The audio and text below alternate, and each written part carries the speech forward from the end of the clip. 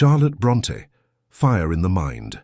In the lonely hills of Yorkshire, where the wind howls across the moors and the earth seems carved by longing, a quiet revolution was born. From a small parsonage overlooking the grey village of Haworth came a voice that would set the pages of English literature ablaze. Her name was Charlotte Brontë, a woman who turned solitude into strength and heartbreak into art. She wrote of the self, its fire, its pain, its right to exist freely and fully. Through her most famous creation, Jane Eyre, she gave the world a heroine unlike any before. A plain, poor, passionate woman who refused to be silenced. Charlotte Brontë didn't just write a novel. She wrote the language of defiance. This is the story of her life and of the fire that fueled her imagination. Charlotte Brontë was born in 1816, the third of 6 children to Patrick and Maria Brontë. Her father was an Irish clergyman, stern but intellectually curious.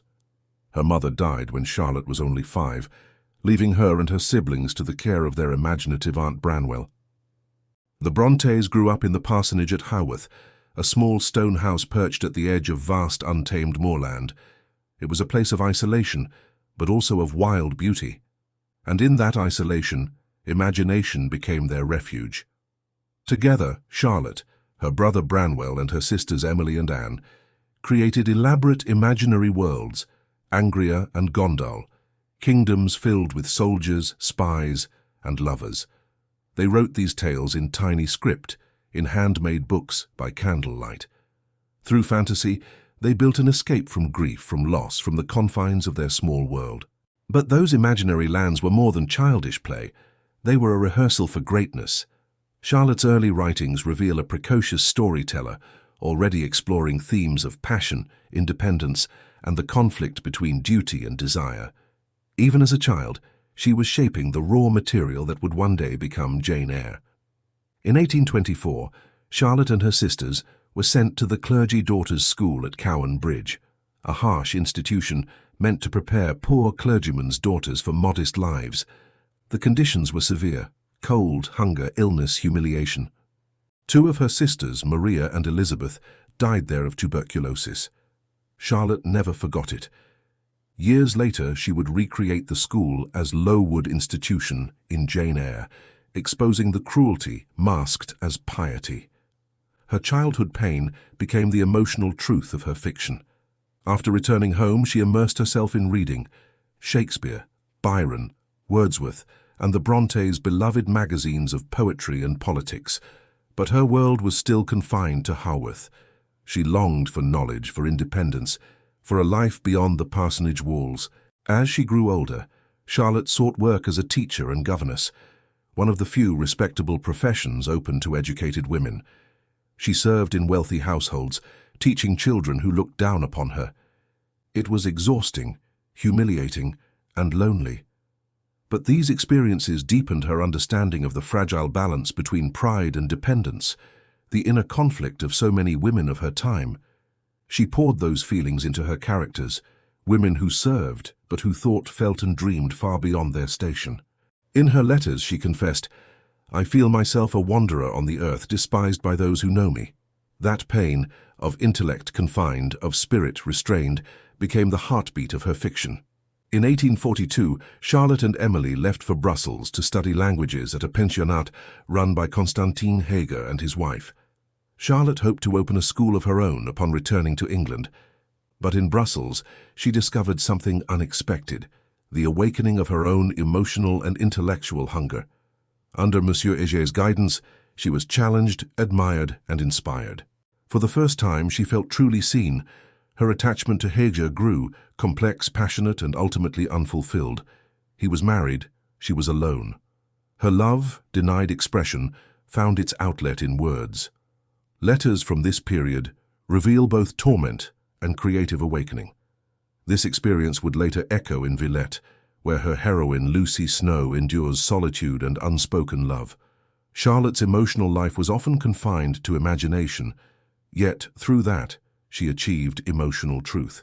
Back in Haworth, the 3 sisters turned again to writing, not fantasy this time, but fiction rooted in reality.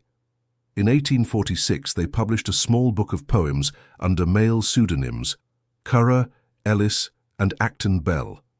The volume sold only a few copies, but it was a quiet declaration. Their voices would be heard. The next year, all three began their novels. Emily wrote Wuthering Heights, a storm of wild emotion and moral chaos. Anne wrote Agnes Grey, gentle and observant, and Charlotte began a work that would shake the literary world, Jane Eyre. Published in 1847, Jane Eyre was an instant sensation. Its author was anonymous, Currer Bell, but its voice was unmistakable, bold, passionate, and alive. For the first time in English literature, a woman spoke directly to the reader. "Reader, I married him."